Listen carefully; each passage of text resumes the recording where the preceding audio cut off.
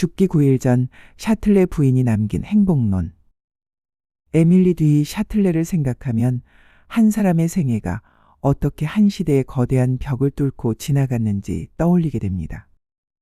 그녀는 단지 시대를 앞서간 천재 여성이 아니었습니다. 여성이라는 이유로 좁혀진 세계의 지평을 스스로 넓혀버린 사람, 그리고 생의 마지막 순간까지 사랑과 학문을 동시에 뜨겁게 붙들었던 사람이었습니다. 귀족 가문에서 태어난 그녀는 겉으로 보기엔 부족함 없는 삶을 보장받았습니다. 당시 상류층 여성에게 허락된 역할은 정해져 있었습니다. 아름답게 치장하고 사교계에서 적당히 말하며 좋은 결혼을 통해 조용히 살아가는 것. 그러나 샤틀레는 그 좁은 틀을 견디지 못했습니다. 세상이 정해준 자리가 아닌 스스로 사유하는 자리를 원했던 그녀의 갈망은 단순한 반항이 아니라 인간으로서의 지적 양심이었습니다. 그녀의 삶은 학문을 향한 열정으로 타올랐습니다.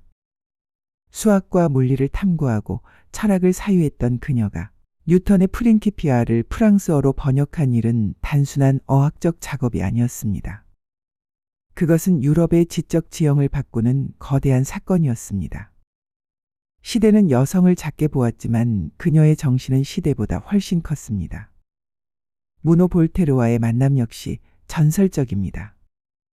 두 사람의 16년간의 사랑은 흔한 연애를 넘어 서로의 지성을 격렬하게 자극하는 파트너십이었습니다. 논쟁하고 탐구하고 함께 배우며 그들은 사랑이 단지 감정의 소모가 아니라 서로를 더 높은 차원으로 데려가는 영혼의 힘이 될 수 있음을 증명했습니다.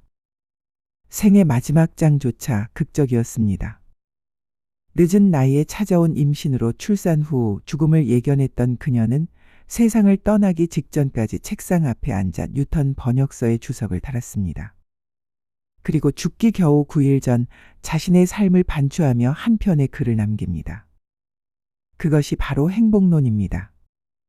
짧았지만 누구보다 선명하게 빛났던 그녀의 생애는 그 뒤에 남겨진 채취를 통해 오늘날 우리에게 본질적인 질문을 던집니다.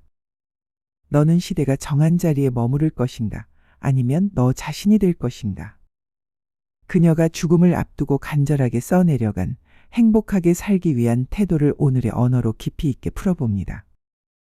첫째, 나만의 욕망과 취향을 당당히 가질 것. 많은 사람들은 남들이 좋다고 하는 것, 사회가 성공이라고 규정하는 기준을 맹목적으로 따라갑니다. 좋은 직장, 안정된 삶이 나쁘다는 것이 아닙니다. 문제는 그것이 내가 진짜 원하는 것인가 하는 점입니다. 샤틀레 부인은 타인이 정해준 삶을 사는 순간 주체성을 잃어버린다고 경고합니다. 내 마음의 소리에 귀 기울이고 내가 무엇을 좋아하는지 아는 것. 행복은 내가 누구인지를 깨닫고 나만의 취향을 당당하게 선택하는 데서 시작됩니다. 둘째, 편견에서 벗어나 스스로 도덕적 기준을 세울 것.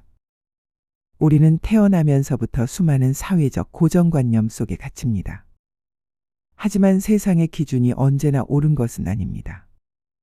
진정으로 도덕적인 삶이란 사회가 정해준 규범을 수동적으로 따르는 것이 아니라 무엇이 옳은지 스스로 생각하고 행동하는 것입니다. 나의 선택이 곧 나의 가치관을 대변한다는 책임감을 가질 때 우리는 편견의 벽을 넘어 당당한 주체로 설 수 있습니다. 셋째, 환상과 감성을 받아들이는 감수성을 키울 것. 인간은 단순히 생존하기 위해 먹고 사는 존재가 아닙니다. 효율과 결과, 돈만 따지는 세상에서 삶은 건조해지기 쉽습니다. 예술에 감동하고 아름다운 풍경에 눈물 흘리며 눈에 보이지 않는 가치를 좇는 감수성이 필요합니다. 현실의 이면에 숨겨진 의미를 포착해내는 능력이 있을 때 우리의 삶은 비로소 풍요로워집니다. 넷째, 이미 지나간 선택에 후회하지 말 것. 인간은 매 순간 선택하며 살아갑니다. 그리고 많은 이들이 그때 다른 길을 갔더라면 하고 후회하곤 합니다. 하지만 후회는 현재의 자유를 갉아먹는 감정일 뿐입니다. 그 당시의 선택은 언제나 그 순간에 내가 내린 최선의 결정이었습니다. 중요한 것은 과거를 바꾸는 것이 아니라 과거를 아는 채 지금 이 순간 새로운 최선의 선택을 해나가는 것입니다. 5째, 나를 자유롭게 만들기 위해 끊임없이 배울 것. 여기서 공부는 시험을 위한 수단이 아닙니다. 세상을 이해하고 시야를 넓히기 위한 평생의 노력입니다. 무지하면 세상이 보여주는 단 하나의 길밖에 보지 못하지만 배움을 지속하면 수많은 선택지가 보이기 시작합니다. 학문은 나를 편견과 억압으로부터 해방하는 가장 강력한 도구입니다. 공부하지 않는 삶은 스스로 자유를 포기하는 것과 다름없습니다. 6째, 끝없는 욕망 속에서도 현재에 만족할 줄 알기. 더 나은 미래를 향해 나아가는 열정은 아름답습니다. 하지만 이것만 이루면 행복해질 거야 라며 현재를 희생시키면 행복은 언제나 저 멀리 있는 미래의 신기루가 됩니다. 앞으로 나아가려는 열망을 품되 지금 내가 손에 쥔 소박한 성취와 현재의 삶을 인정하고 기뻐할 줄 아는 균형 감각이 필요합니다. 7째, 사랑의 본질을 깊이 이해할 것. 사랑은 달콤한 감정 감옥이 아닙니다. 타인이라는 전혀 다른 우주와 관계를 맺는 치열한 과정입니다. 타인은 결코 내 마음대로 소유하거나 통제할 수 없는 존재이기에 사랑은 늘 어렵고 아픕니다. 그러나 나를 온전히 이해해주는 타인을 통해서만 우리는 자신의 존재를 더 깊이 깨닫게 됩니다. 진정한 사랑이란 상대를 구속하는 것이 아니라 서로의 자유를 확장해주며 함께 성장하는 일입니다. 에밀리 디 샤틀레가 남긴 행복의 조건들을 관통하는 핵심은 명확합니다. 남이 만든 삶의 궤적을 따르지 말고 내가 주체적으로 선택한 삶을 살아라. 그리고 그 선택에 책임을 지며 끊임없이 배우고 뜨겁게 사랑하고 현재를 받아들이는 것. 그녀에게 행복은 가만히 멈춰서서 누리는 편안한 상태가 아니라 삶을 온전히 내 것으로 만들어가는 역동적인 과정 그 자체였습니다.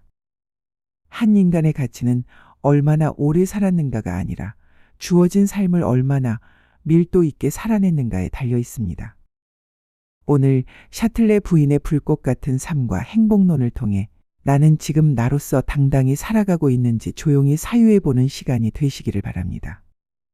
오늘도 당신의 평온하고 주체적인 하루를 기원합니다.